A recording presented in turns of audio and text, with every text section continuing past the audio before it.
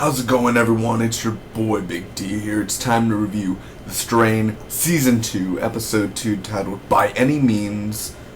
This is a spoiler review. Again, if you have not seen the episode, go to fx.com/The Strain. Watch the full episode there. It should take me less than 2 minutes to recap the episode, give you my pros and cons and final score. Real quick, I'm sorry I haven't uploaded as much lately.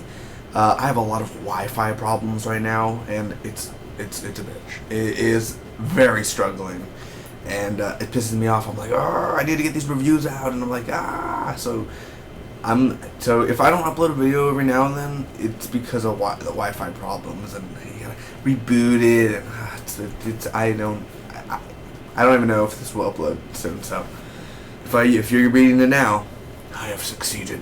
Or watching it now, whatever. Anyway, The Strain, we're back. Let's talk about it. Second weekend. Did it succeed? Is it better than the first episode of last week? Well, we'll find out right now. We see Bolivar. Oliver's back. We see him for like a minute and then he's gone, so whatever. It's not like we want to see him anyway, you know. Anyway, Kelly snaps these kids' necks, of course, and the kids are so cute. You know, they're like clickers from The Last of Us. Now I remember, like, and then basically, like, Kelly's like the red eye, whatever. I don't understand.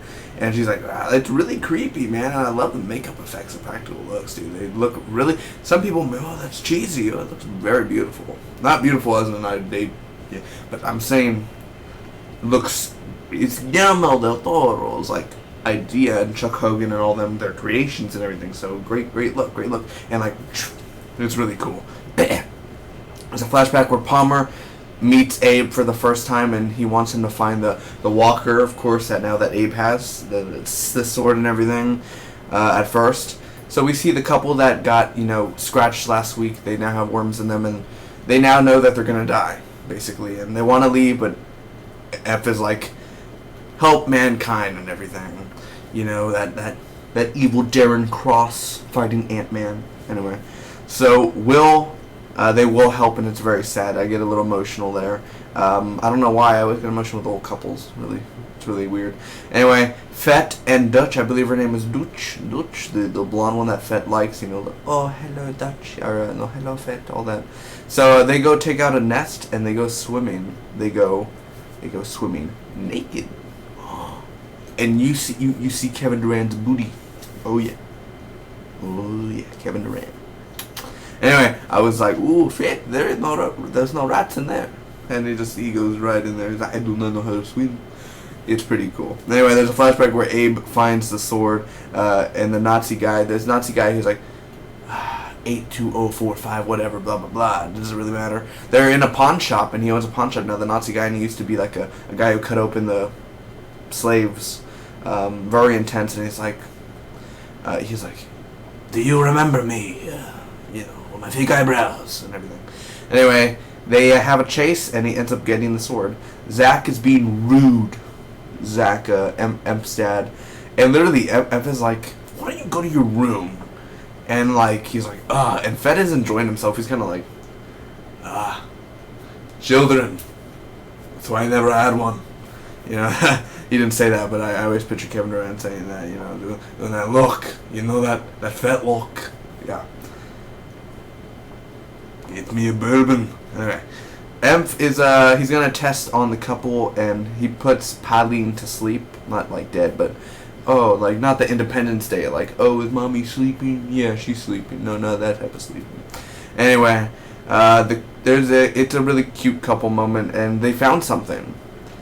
Palmer has a speech, and he talks about like the Twin Towers and everything, and how it was ugly. People thought it was ugly, and it stands for a monument now. And hey, Abe meets Palmer again now in present day, and he's like, hello Palmer, all that, and he basically threatens him. They're still after the Lumen. We're gonna see the Lumen later this season. An explosion goes down. Palmer leaves, is rushed out, and of course Abe and Fett escape. Kelly is at home, and she's like, find my son. And she throws the clothes on the ground, like, and they kind of just run away. Anyway, in a flashback where Eckert recruits the Nazi guy in the flashback, and he like, join me, and he like has the like, and it goes like inside him and everything. Emph is testing the infected at the end. Yeah, that's the end. What do I think about the episode overall, guys? Let me get started with my pros first, and then get to my cons. How about that? First off, Fett Kevin Durant. He's the best part of the show. Besides Bradley, Mr. David Bradley, I believe his name is. Abe Satraki, him, and Corey Stoll, they're all good. But Fett, that Fetto, the whole action scene, like, and he does that like weird face, really, really cool. I love the flashbacks. I always love flashbacks in the strain. I think they're so interesting. Even though Abe, I don't know why, how old is he in that flashback? Like, why is he like, you look so old? I know he was a slave and everything, but, you know, he's like, look at my eyebrows. I mean, it's so fake. It's so fake looking, and we're supposed to buy it. This is not Arrow with Stephen Amell wearing Oliver Queen's fake wig. You know? Anyway, I do enjoy the flashbacks, though. The action in the swimming, the action when they take out the nest, brilliantly done. I like how it took a while for them to actually do the nest and all that, but Dutch and Fett work well together, and I love the whole swimming scene. I think is really cute. Bolivar, I'm glad we got to see Bolivar, but why no more Bolivar? Why don't we see more Bolivar? I love the ending again, where Emph is testing on the infected and everything, and of course, find my son. Well, I think that was the actual ending, the find my son thing, but Emph is testing the infected, though. I love the makeup and effects, all that, and even the CGI effects when they're cutting off the heads of the Strigoi. Those look very interesting as well. Emotional, I cried 2 or 3 times during this episode. I don't know why, I just shed a tear every now and then, because it really has those intense moments, man. The show, you know, if you've seen season 1, which hopefully you have, if you haven't, watch it first, man. You're missing a great season. But Zach, though, that Zach scene, what's going on there, Zach? Talking bad to your father there. Anyway, Palmer's speech, even though that Coco wrote it, I think that the way he performed it was almost like Bill Pullman's Independence Day. You know, we will not go gentle into that good night. Or into that night, I don't remember. Blah, blah, blah, our Independence Day. Ah. So it had that momentum there.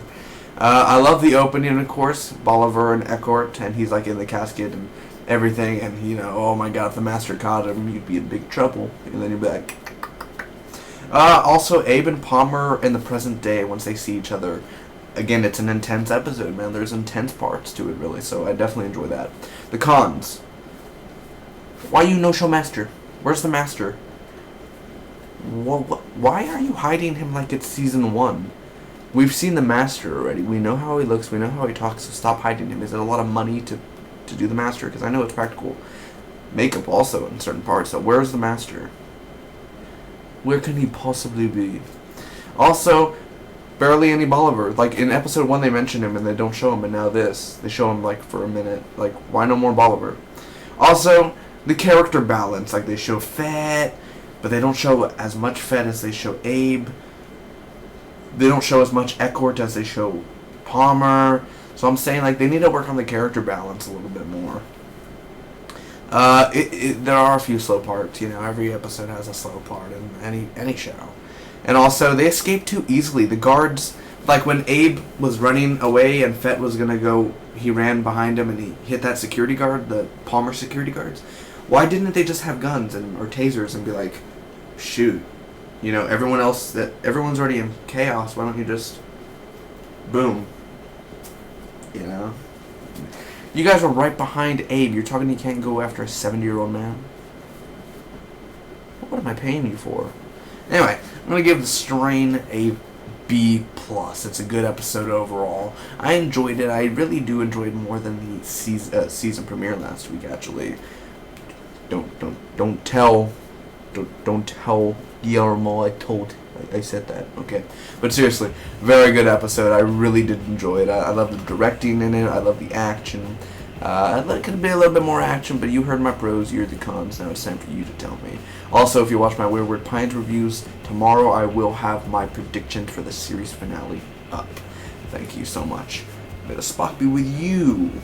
Oh, what is this?